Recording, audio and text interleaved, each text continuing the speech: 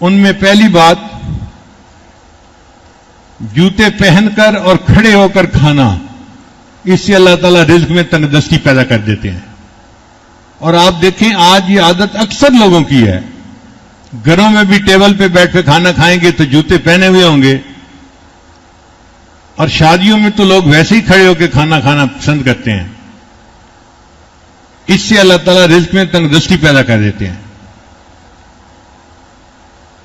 بیت الخلاء میں ننگے سر جانا،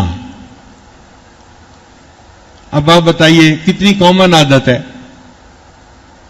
ننگے سر ہی جاتے ہیں سوائے اس کے کہ جس کو سر پہ ٹوپی رکھنے کی عادت ہو.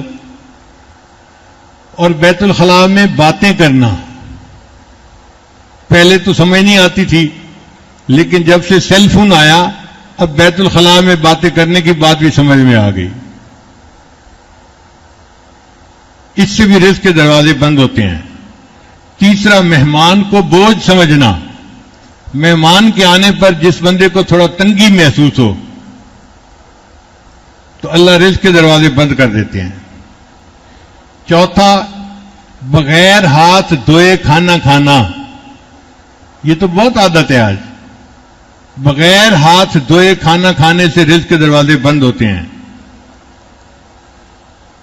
پھر کھانے کے برتن کو صاف نہ کرنا. کھانا تو کھا لیا اور جو بچا ہوا ہے بس وہ اسی طرح چھوڑ دیا. پلیٹ کو صاف کرنا سنت ہے. پھر مسجد میں آ کر دنیا کی باتیں کرنا. جو بندہ مسجد میں آ کر دنیا کی باتیں کرے اللہ اس کے رزق کو تنگ کر دیتے ہیں. پھر 7واں نمبر ہے فقیر کو جھڑکنا. فقیر کو جھڑکنا بہت بڑا گناہ. آپ نہیں دے سکتے تو اس کو پیار سے کہیں کہ بھئی آپ آگے چلے جائیں. ڈانٹ ڈپٹ کرنے کا کیا مطلب ہوتا ہے؟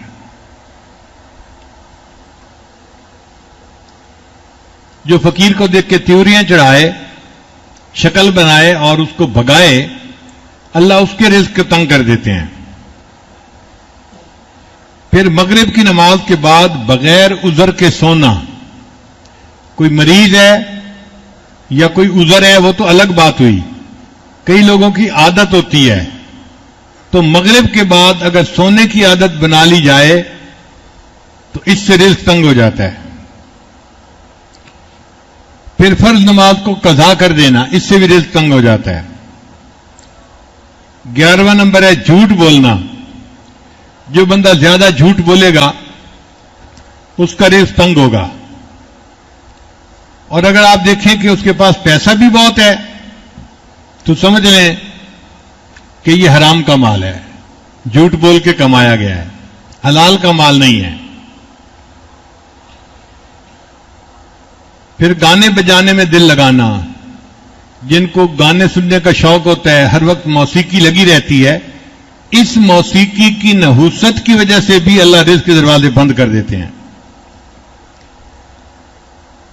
اور ایک ہے اولاد کو برا بھلا کہنا.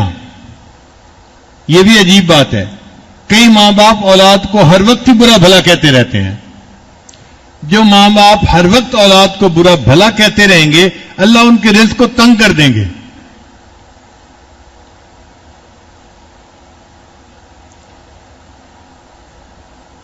پھر قرآن مجید کو بے وضو چھونا. قرآن مجید کو انسان جب بھی ہاتھ لگائے تو باوضو ہونا چاہیے.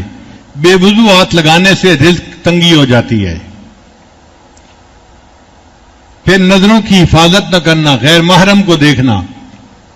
جن کو حرص ہوتی ہے نا، ہوس ہوتی ہے کہ ہر گزرنے والی لڑکی کو دیکھو، عورت کو دیکھو، یہ ٹھپا کیسا تو وہ ٹھپا کیسا، تو ان کے رزق کو اللہ تعالیٰ پھر تنگ کر دیتے ہیں.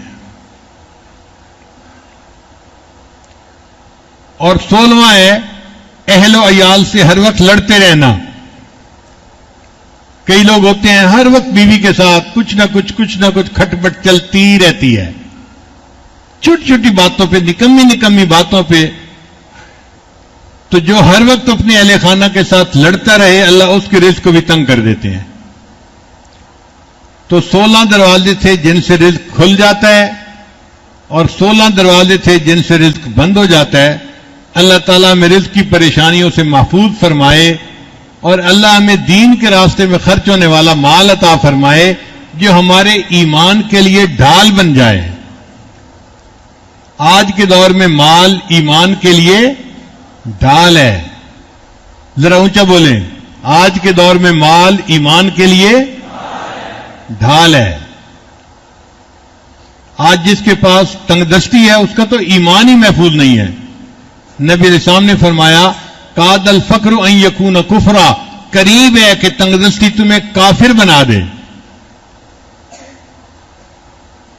جو عورت بیوہ ہو جائے اور خاوند کرائے کے مکان میں رہتا ہو اور پھر مالک مکان آئے جی کہ مکان خالی کرو، تو وہ عورت کیا کفریہ بول بولتی ہے اس وقت. ایمان محفوظ نہیں رہتا. اس لیے اللہ تعالیٰ ہمیں اتنا مال دے کہ جو ہمارے ایمان کی حفاظت کا سبب بن جائے. ایسا مال ہو جو وبال سے خالی ہو، جو برکتوں والا ہو، جو عزتوں والا ہو. اور اس بجٹ کی رات آج ہے. آج اللہ تعالیٰ یہ سب فیصلے فرمائیں گے اور یہ فرشتے پھر آئندہ کے لیے فرشتوں کے حوالے کر دی جائیں گی. تو آج کی رات کی اس دعا میں خصوصاً اللہ سے خوب رو رو کے اپنے گناہوں کی معافی مانگیں، اپنے رزق کی آسانی کے لیے دعائیں مانگیں، اللہ سے بیماریوں سے پناہ مانگیں، پریشانیوں سے پناہ مانگیں.